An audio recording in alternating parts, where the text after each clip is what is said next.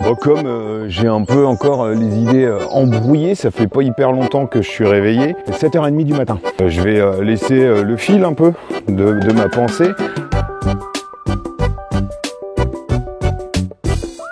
En mode condition du live.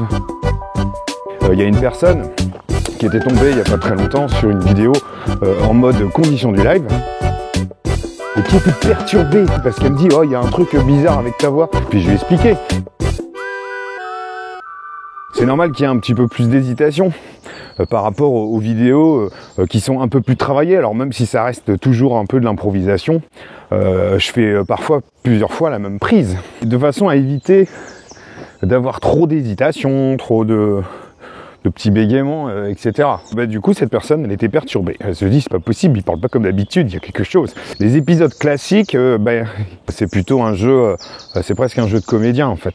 Et à propos de comédien, hier j'étais sur scène, super, hein, super sympa, bonne soirée. Et il y a eu ce moment, à la fin, où le spectacle est terminé, les gens sont dehors en train de boire un coup au bar, et puis c'est ce moment un peu qui est toujours complexe, je trouve, c'est quand tu as envie de partir, tu as envie de rentrer chez toi, mais en fait c'est cette espèce de transition où il faut dire au revoir aux gens qui m'amène parfois à bloquer au point où finalement je reste comme ça dans une espèce de sidération sociale où je suis là, j'attends, je participe pas des masses aux échanges, mais en même temps je peux pas en fait m'éclipser alors que j'ai qu'une envie, moi c'est de me barrer et je crois que idéalement je voudrais en fait pouvoir comme ça disparaître d'un coup, mais c'est surtout éviter l'espèce de ritournelle interactionnel et social qui fait qu'on dit au revoir aux gens. Et prendre le pli comme ça de me positionner en disant aux gens bon j'y vais, au revoir, à bientôt. Alors surtout quand il y a plusieurs personnes, quand il n'y a qu'une seule personne c'est quand même plus facile. Et ça me fait un peu le même effet que si j'arrive à un endroit où il y a déjà un groupe, où c'est pas simple en fait de s'y greffer, etc. Est-ce que c'est parce que ça me met au centre de l'attention, vous le savez, je vous ai déjà dit que j'aime pas trop ça. Dans le fond, moi j'aimerais bien m'éclipser en douce, discrètement, partir comme un voleur. Ce serait tellement plus simple. Alors j'ai plusieurs stratégies. Des fois j'essaye de faire un coucou, bon salut tout le monde, mais ça me coûte une énergie de dingue en fait, de prendre toute la place dans ce laps de temps là, mais en général c'est assez efficace. Ou alors, je dis à la personne avec qui je discute, bon allez, je file, voilà. Et après, j'envoie un texto groupé, par exemple, ou j'envoie un texto aux gens pour dire, oh, au fait, je t'ai pas salué, je suis parti vite fait, j'étais crevé, enfin un truc comme ça. Et puis comme ça permet de rééquilibrer. Mais ce qui est chiant dans cette histoire, c'est que spontanément, on se dira, mais celui-là, il a pas les codes sociaux. Alors que c'est pas du tout une histoire de codes sociaux, je pense. C'est une histoire de pas trop savoir en fait comment réguler cette espèce de zone un peu d'incertitude, de transition où t'es plus dedans, mais t'es pas encore ailleurs. Enfin, c'est assez particulier. Ça peut venir aussi de cette espèce d'inconfort que je peux ressentir quand tu tombes face à des gens qui disent « Oh bon non, reste boire un dernier verre, tu pars déjà », enfin ce genre de truc en fait j'aime pas. En fait ce serait plus simple de pas avoir besoin de se dire au revoir en fait. Le seul truc qui pourrait être pénible quand quelqu'un est avec toi et qui se barre alors que t'étais parti pisser, c'était que si peut-être il est parti sans payer et que toi tu te retrouves à régler la note, ou si tu lui dis tiens bouge pas, je vais chercher un truc, je vais te montrer, ok, si c'était un rendez-vous, s'il y avait quelque chose de formalisé, que l'autre il se barre, là oui je peux comprendre que c'est pas hyper correct, et ça peut être pas terrible en fait pour la personne, mais dans l'absolu, dans un cadre un peu collectif, où c'est pas formalisé clairement, où c'est souvent des va-et-vient de gens qui vont comme ça de personne en personne, je pense qu'on peut quand même accepter qu'on se barre comme ça en fait, et puis au bout d'un moment on se dit bon tiens, il est où? Il est parti. Bon, ouais, ça va, enfin tu vois, ça pourrait être aussi quelque chose comme ça, mais moi c'est un peu compliqué. De vouloir être discret, mais pas trop non plus pour pas qu'il y ait des intentions qui soient prêtées, et en même temps, le fait à un moment donné d'accepter de te mettre en marge, de t'affranchir du corps social, parce que c'est fini pour toi ou ça en est trop, tu te fais remarquer finalement.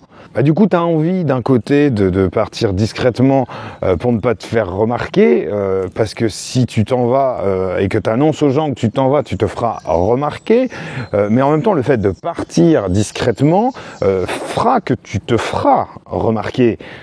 Puisque justement, t'es parti sans prévenir. C'est une situation inextricable.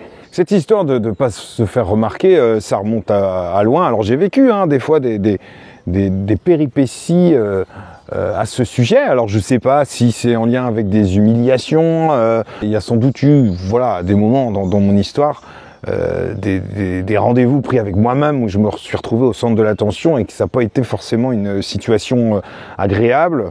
Et après vous me direz, mais tu es sur scène, tu fais des trucs, tu te mets bien au centre de l'attention. Oui, mais c'est quand même dans un cadre disons que c'est un petit peu moi qui gère qui gère un petit peu le cadre. Donc c'est peut-être là la différence. Mais alors j'avais connu, dans le cadre de mes différents emplois, j'avais un responsable en fait qui, il m'aimait bien, c'est pas un problème en fait, et en fait la machine à café se situait vraiment dans la salle un peu de repas, un peu la salle du personnel. Et donc du coup, à chaque fois que j'arrivais, tu vois plein de gens là, qui sont en train de papoter. Alors toi, tu essaies de te faire discret, tu te diriges vers la machine à café, tu te sers. Mais systématiquement, le responsable, il me regardait et puis il me prenait à partie en fait pour me sortir un truc sympa. C'était jamais, c'était pas du tout mal intentionné en fait, mais à chaque fois, ça me mettait un peu comme ça, pas bien. Je me suis dit, oh là là, moi je voulais prendre mon café discret, et puis voilà, maintenant. Et puis c'est souvent une question, on m'interpelle sur un truc, alors automatiquement, qu'est-ce qu'ils font les autres ? Ils sont happés aussi par cet échange où à un moment donné l'attention sera centrée sur moi et je me sens obligé de dire quelque chose, de riposter, de réagir, de rebondir, et finalement, je vais beaucoup moins répondre à l'interpellation et à la sollicitation que finalement j'arriverai dans une espèce de mise en scène pour m'échapper. Et puis donc j'irai sortir une blague ou un truc comme ça. Enfin, je veux dire une petite provoque ou j'en sais rien. Mais c'est pas du tout ce genre de situation que j'aime bien. Et ça, c'est arrivé hyper souvent. Je trouve que c'est de la gestion de l'imprévu. En fait, c'est de la flexibilité cognitive. De gérer ce truc-là, parce que là, je pénètre dans cette pièce avec un objectif qui est assez clair, qui est de me servir un café. On pourrait imaginer un truc en 3 séquences. Je veux dire, je rentre dans la pièce, je prends mon café et je sors de la pièce. Enfin, c'est un peu ça je dirais le narratif de base en fait, un peu le squelette de la situation. Et puis finalement il y a des trucs qui vont se rajouter, pour le coup qui n'étaient pas prévus, mais c'est un coup à ce que je renverse la cafetière, qu'il se passe des trucs. Et donc finalement ça va me perturber, je vais renverser du café par terre, je dis oh là là j'en ai plein les vêtements, quel maladroit je suis, et puis finalement il y en aura par terre, et puis je vais me retrouver à quatre pattes avec un sopalin à essuyer la tache de café, en tout cas la flaque de café qui est tombée, mais parce qu'on m'a interpellé. Mais tout ça, pas du tout anticipé dans mon armature initiale d'action, d'activité prévue, qui était juste de rentrer, prendre mon café et sortir. Et puis il s'est passé plein de choses entre-temps.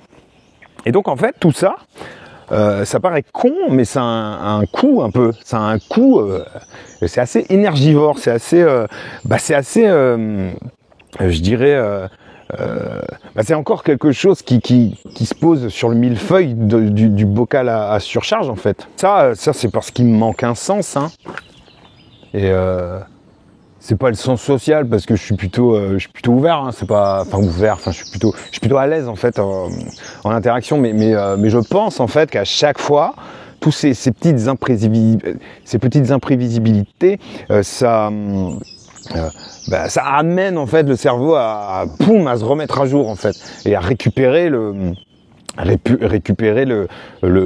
programme qui correspond, une espèce d'application interne qui fait que je me remets à jour, et puis je considère la nouvelle situation qui va faire appel à d'anciennes situations, qui me permet en fait m'ajuster au mieux en fait. Moi c'est comme ça que je le comprends. Mais après, une fois que je l'ai vécu voilà 2-3 fois, ça devient une espèce de modèle que finalement je vais anticiper. C'est-à-dire que je saurai qu'à partir du moment où je pénétrerai dans cette salle du personnel, qu'il y aura à un moment donné un échange, il y aura un contact, il y aura quelqu'un qui va m'interpeller. Et donc en fait je l'ai déjà rentré à la base et donc j'ai pas forcément une réponse qui est toute faite, hein, qui est prévue, puisque je sais pas forcément sur quoi on va me solliciter, mais j'ai déjà à l'esprit qu'il va se passer quelque chose. Même si ça arrive que, oula, quand je sens qu'il y a déjà trop de monde, j'y vais tout bonnement pas, et j'attends. J'attends qu'il n'y ait plus personne pour aller chercher mon petit café. Mais le problème, c'est que les gens, ils traînent tellement dans la salle du personnel qu'ils vident le café, et donc j'arrive, je me retrouve sans café. Je pense que socialement, tout ça, ça a une fonction. Le fait de m'interpeller sur des petits trucs, les petites banalités qu'on se balance avant d'attaquer le vif du sujet, quand on est en réunion, voilà, on va parler 2 secondes de 3 trucs, des trucs annexes où on se fait 2-3 blagues. Tout ça, c'est, vous savez, ça, en communication, c'est la fonction fatigue en fait. C'est ce qui nous permet aussi de soit d'amorcer le lien, soit de le maintenir. Et ça a des vertus vraiment sociales. C'est pour ça que parler de la météo, des fois on dit parler de la météo, banalité, c'est un peu chiant, mais c'est assez fonctionnel en fait dans nos relations aux gens. Et je pense en fait que moi j'ai pas besoin de ça. J'ai pas besoin dans le sens où c'est assez absolu, c'est assez tout ou rien. Et si c'est ça un jour, il n'y a pas de raison que ce soit différent un autre jour. Donc j'ai pas besoin de tous ces trucs-là en fait. Et je pense que c'est un petit côté un petit côté fiable, je pense, sans me jeter des fleurs, hein, voilà. Mais c'est le fait d'être fiable dans mon truc, donc j'ai pas besoin. Et ce qui fait que en fait je pourrais, pour revenir au sujet initial, en fait, ce qui a amorcé c'est cette vidéo matinale, l'histoire de pas savoir partir, en fait, de pas savoir partir, mais ou en tout cas de dire au revoir, hein, parce que dire au revoir, enfin, je peux rester bloqué, mais des heures, en fait, et me forcer, prendre sur moi à rester dans une situation sociale qui ne me plaît pas, ou pour lequel, voilà, je suis arrivé au bout, j'en ai marre, je suis en surchauffe, voilà, mais tout simplement parce que j'arriverai pas, en fait, à saisir ce moment-là, ce moment où il faut y aller, il faut partir. J'arrive pas à trouver le bon moment, j'arrive pas à trouver les bons mots. Enfin, ça me fait ça tout le temps. Et je pense que c'est parce que je me mets une espèce de pression à me dire qu'il y aurait éventuellement des conséquences si j'écoutais pleinement en fait ce que je ressens. C'est-à-dire là pour le coup, ce serait l'idée de me barrer tout simplement. Parce que le fait de me barrer, ça n'indiquerait rien en fait sur quoi que ce soit de mon état d'esprit ou l'état d'une relation, par exemple, l'état même de mon inscription dans un collectif, en fait, ça ne dirait rien du tout. Ça correspondrait juste au fait qu'à un moment, voilà, je me barre, j'ai envie de me barrer, point. Il n'y a pas de message, il n'y a pas de sous-entendu, il n'y a pas d'implicite derrière. Et je pense que de l'autre côté, c'est pas bien, enfin voilà, c'est pas comme ça que ça se fait. Ça rejoint un peu là ce que je disais dans une vidéo assez ancienne sur les relations en fait. Ça rejoint un peu cette idée de toujours avoir des éléments qui prouvent en fait, des preuves qui viennent rassurer, enfin quelque chose comme ça. Mais pour le coup, qui viendrait pas me rassurer moi, mais plutôt le corps social de manière générale en tant que groupe vivant, hein, confère vidéo précédente. Des histoires de transition. Et donc je l'ai vécu hier. J'ai vécu ce moment où j'étais là, donc j'avais une copine qui était avec moi, et puis et je lui dis oh là là, j'ai envie de me barrer et tout. Parce que voilà, enfin il est temps que je me barre, enfin point, enfin j'ai envie de me barrer et puis mais je sais pas comment faire là. Quelle stratégie? Alors c'était rigolo parce que elle me comprenait complètement et elle me dit moi aussi j'ai envie de me barrer, t'es un peu fatigué, mais elle était avec son mec et tout, enfin voilà, enfin c'est des histoires de s'attendre évidemment et on partageait ce moment là et finalement le fait de lui avoir dit ça, de lui avoir dit bon c'est quoi la stratégie, est-ce que je me casse ou est-ce que je fais un grand coucou, finalement ça a suffi en fait à débloquer le truc, ce qui fait que mais dans les 5 minutes je m'étais barré en fait et parce que j'avais créé une espèce de connivence un peu là-dedans dans cette histoire là, dans cette espèce de blocage à la con Et ça a suffi en fait pour me permettre en fait de franchir le pas.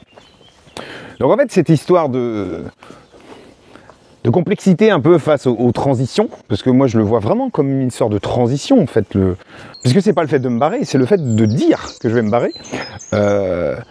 En fait c'est beaucoup plus facile à passer en fait ces moments de transition à partir du moment où à un moment donné il y a une béquille en fait sur laquelle tu peux te raccrocher, ou en tout cas il y a un objet externe qui pour le coup est une personne hein, dans ce cas de figure qui permet aussi comme ça de franchir le pas. Et ça, je le ressens aussi des fois quand justement je profite du fait qu'il y ait des personnes qui disent oh là là, et qui ont peut-être pas l'air de se poser autant de questions que moi. Bah, si ça se trouve, si, hein, je suis pas dans leur tête, mais qui disent bon allez, moi j'y vais. À bientôt tout le monde. Et bah c'est là en fait, je veux dire, moi aussi. Hop. Et là j'y vais. Mais le problème c'est que dans ce cas de figure, autant ça me permet d'y aller plus facilement, de moins m'exposer, parce que voilà, ça revient à cette idée de responsabilité diluée en fait grâce au collectif. Mais si je pars dans la même direction que l'autre personne, et ben à un moment donné, il va falloir faire une transition au moment où on se sépare aussi. Non, ça je plaisante. Ça va pas jusque là non plus, hein, faut pas déconner. Bref. Du mal à dire au revoir, mais beaucoup moins compliqué quand même pour moi de vous dire au revoir dans le cadre de cette vidéo. A plus.